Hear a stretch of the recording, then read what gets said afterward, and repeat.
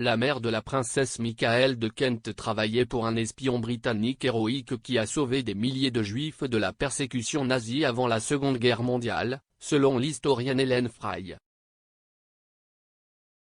La princesse Michael, née baronne Marie-Christine Anna Annie Hedwigida von Reibnitz, est mariée au cousin de la reine, le prince Michael. La royale a été éloignée des yeux du public ces derniers mois après avoir contracté un coronavirus en novembre dernier. Le rétablissement de l'homme de 76 ans aurait été gâché par un certain nombre de complications et aurait continué à souffrir d'une fatigue extrême et de fièvre longtemps après avoir contracté le virus.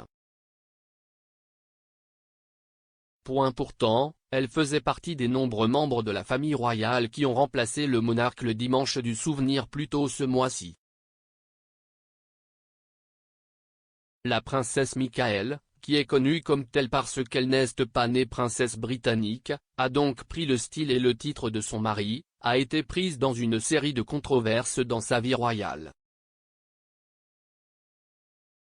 Il a été révélé en 2014 que son père, le baron Günther von Reibnitz, était un officier SS nazi qui avait rejoint le parti en 1930, 3 ans avant l'arrivée au pouvoir d'Adolf Hitler. Lui et sa jeune famille ont fui l'Allemagne en 1945, à la fin de la guerre. Pourtant, selon l'historienne Madame Fry, la mère de la princesse, la comtesse Maria Anna Schapari von Murasombat, tombe du bon côté de l'histoire. La comtesse n'a été mariée au père de la princesse Michael Günther que pendant 5 ans entre 1941 et 1946.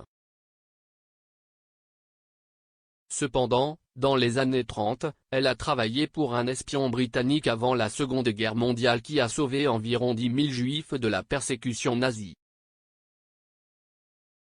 Thomas Kendrick était un agent du MI6 qui a dirigé un énorme réseau d'espionnage qui couvrait toute l'Europe.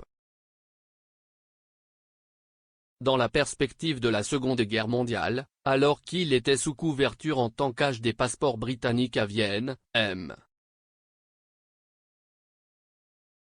Kendrick a délivré des milliers de visas et de passeports aux Juifs alors qu'ils fuyaient les persécutions nazies. L'historien a révélé la connexion royale de M. Kendrick dans un épisode du podcast History Hit de Dan Snow la semaine dernière. Madame Fry a déclaré, une source non identifiée, qui ne peut être nommée, a révélé que la mère de son Altesse royale la princesse Michael de Kent travaillait en fait pour Kendrick dans les années 30.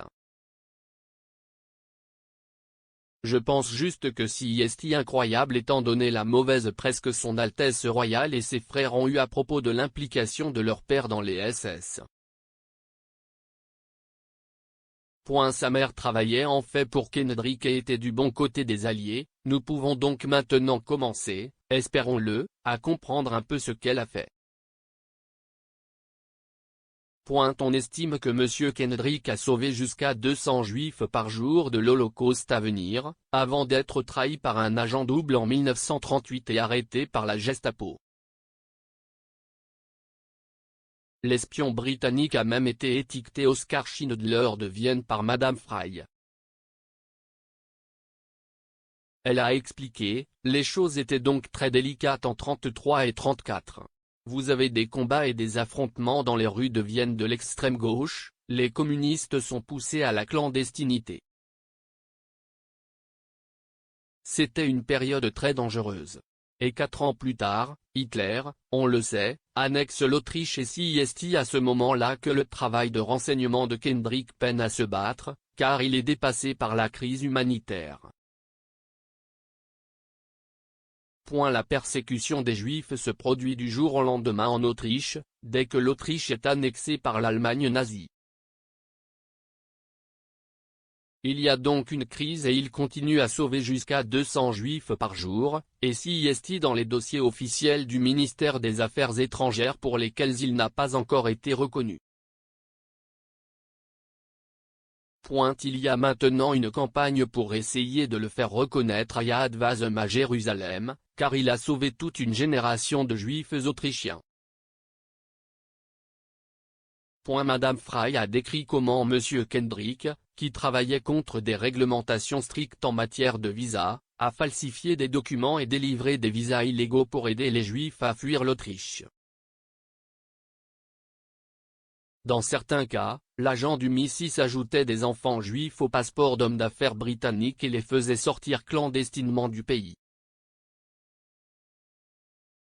Il a également aidé une génération de Juifs autrichiens à entrer en Afrique, où ils se sont installés en Namibie, au Kenya et en Rhodésie du Sud, maintenant connus sous le nom de Zimbabwe.